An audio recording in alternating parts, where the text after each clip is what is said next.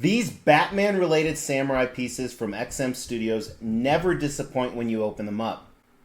While there's a lot of controversy and some people don't want them, no one can deny that you were never disappointed. I wonder if I should dress up as a samurai for Mrs. X, in the bedroom.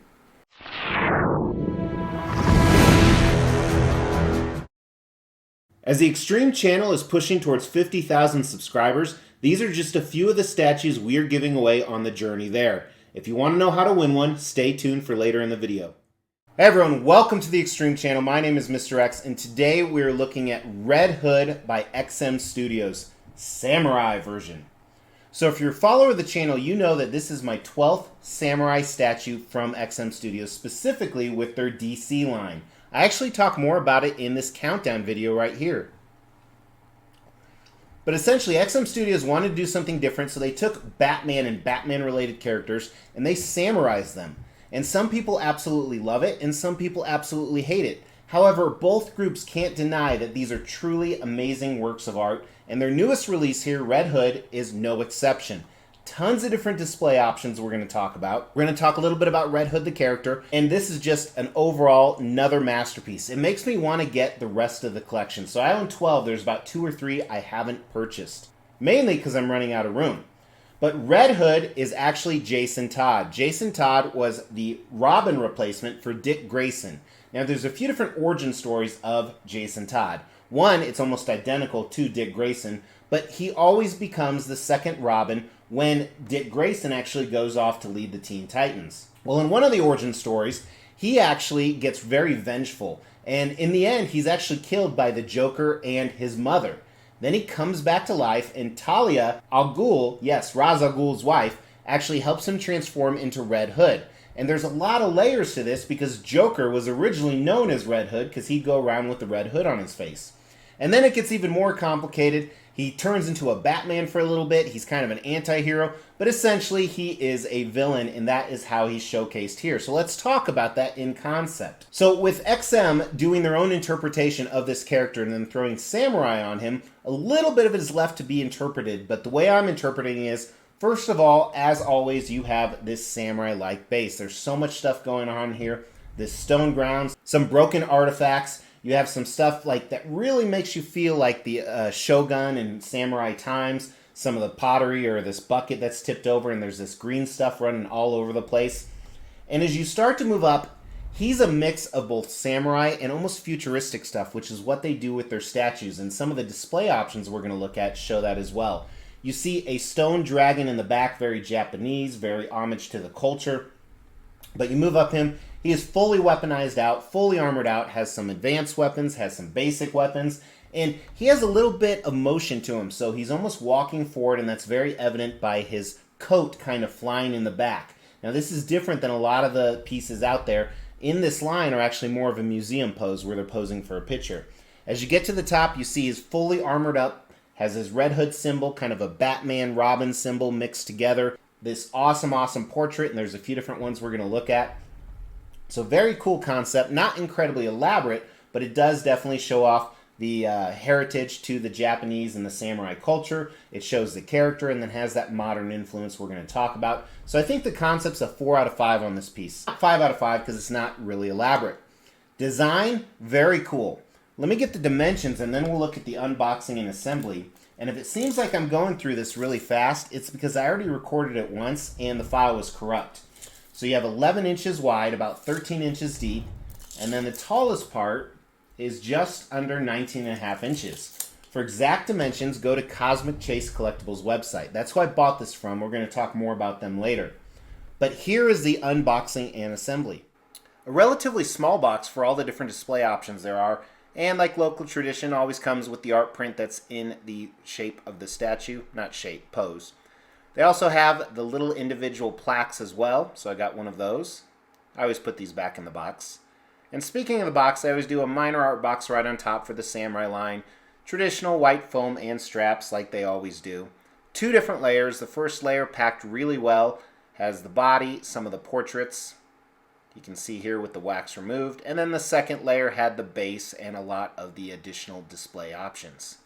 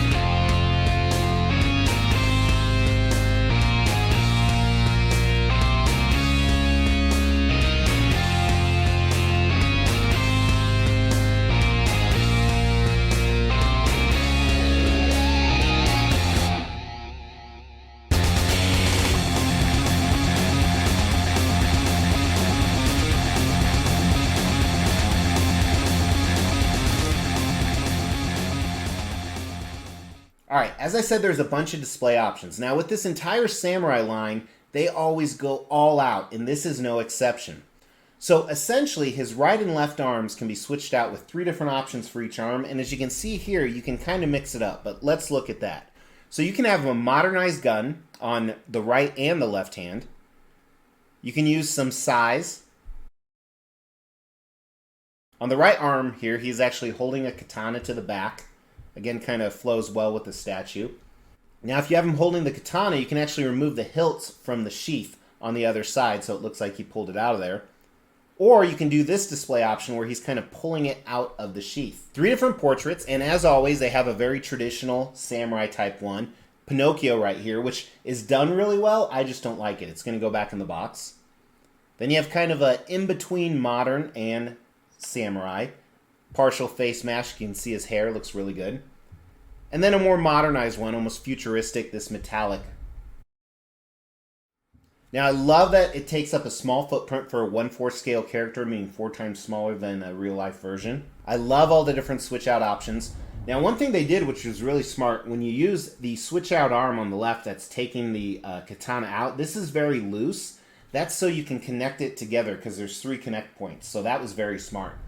So design, just like concept, is very, very good. I love all the different display options. I love how portable he is. So I think it's a 4 out of 5, not getting a 5 out of 5 because it's not incredibly elaborate, but it's done really well and there's some cool bells and whistles. And they never disappoint on the paint and sculpt, and this is no exception. It's done really well as a spoiler. They just keep getting better and better. Really makes me want to purchase the rest of the line like I talked about. Also, I can't wait to see what he looks like in the collection. If you want to see what he looks like next to the other samurai pieces, check out the Extreme Channel social media. Instagram, Facebook, and TikTok, and Twitter. The link for those is in the description below. But for now, let's do some close-up video of the paint and sculpt. Now, before we dive into the actual piece, let's look at some of the accessories and switch outs. Love this mask. While I don't think it goes well with the statue like we talked about, I love the shine on it. I think it's perfect. Look at all the intricate detail they're able to sculpt in. Very impressive. That yellow really highlights the red, so it's not so monotonous with the black. And while I'm not a fan of this portrait, one can't deny how well it's done. From the flowing hair to the paint job that they did on it to really accentuate that. And the gold in the mask again just really, really exemplifies kind of that flashy look, yet staying true to the times. And then you'll see on there, you'll see the armor that's on his neck and his whole entire body, but really great job on that. And the guns. So we'll take a quick look at these. Again, matching color schemes, which is great. His glove looks fantastic. We're going to see that a little bit more, but I like these. They're not too modernized for like super advanced or anything, but I think it fits well with, especially like we talked about, this particular portrait. Now we'll look at the rest of the body, but first I want to look at the base here.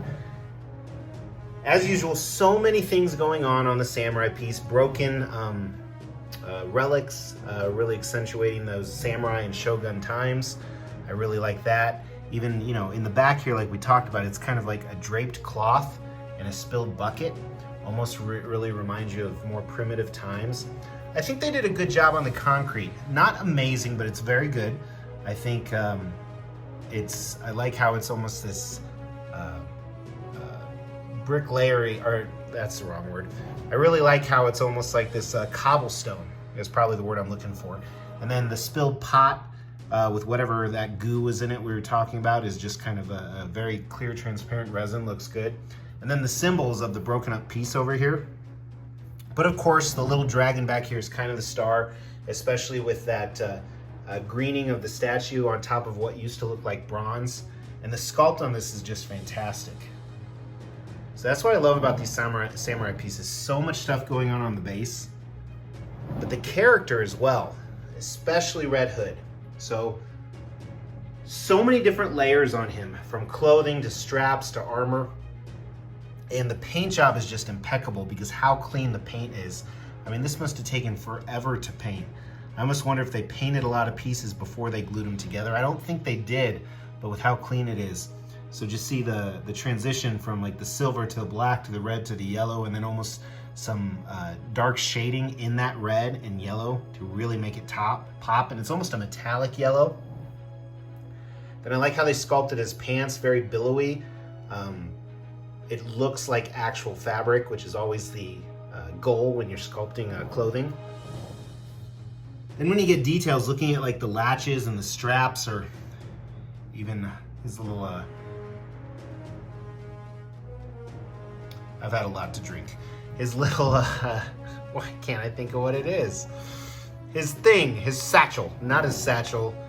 You know what it is, I say it all the time. That thing right there, it looks fucking awesome. But again, you can kind of see some more armor below some of the pants back here. The belts look fantastic. The tassels here are mixed media, only mixed media on the statue. I like the wrapping on the hilt of the samurai sword and the different colors of the red and yellow. Then I think the shine on the gold is just enough, but not too much. Then when you look at the armor that's on his upper torso, it looks fabulous, almost like it's layered on top of each other. Again, they accentuate the colors with that red and yellow. Pouch is the fucking word. But just looks so awesome. So much intricate detail in here. You can see the semi-bat symbol right there, and again, it's kind of that shiny red like we saw on the helmet. But look at that. The layering of the armor is really impressive. Then his jacket, very much like his pants, the flow of it looks fantastic. They really sculpted it well, and the colors look magnificent.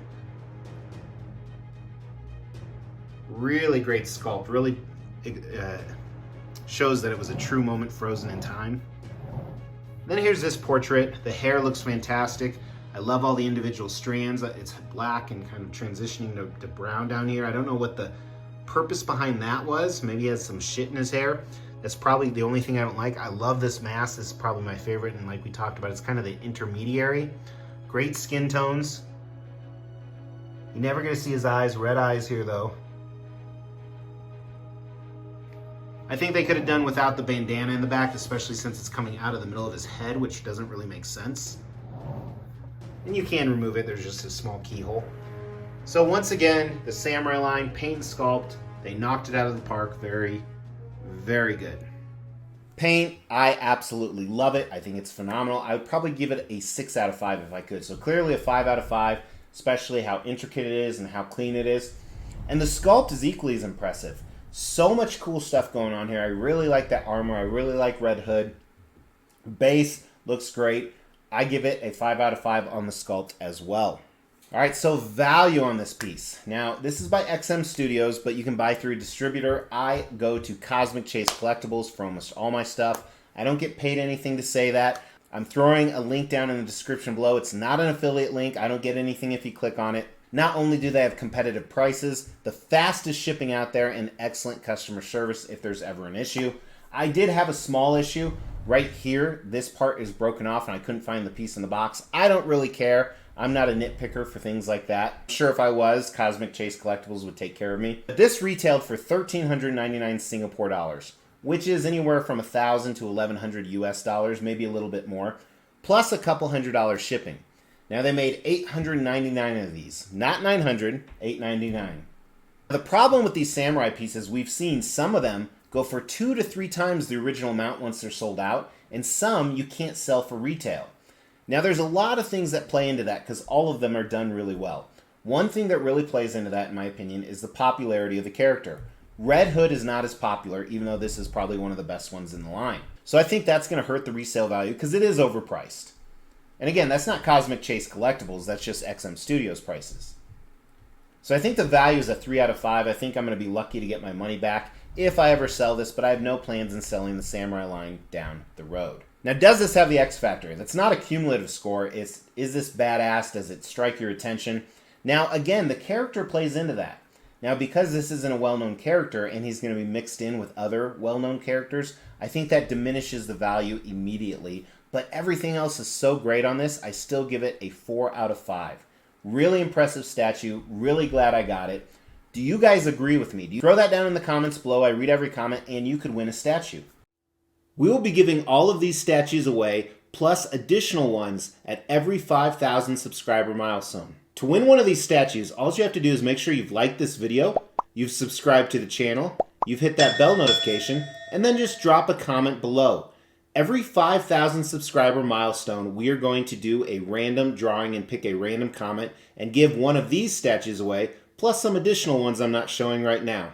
The more videos you comment on, the higher your chances are to win. Thank you guys so much for tuning in. I know there weren't many jokes or quips or anything like that, but that's because I was recording this for the second time. So please leave a comment below, but more importantly, hit that like button. It's free and easy. Also, hit that subscribe button if you like stuff like this. Plenty of cool stuff coming. Talk to you soon. Take care.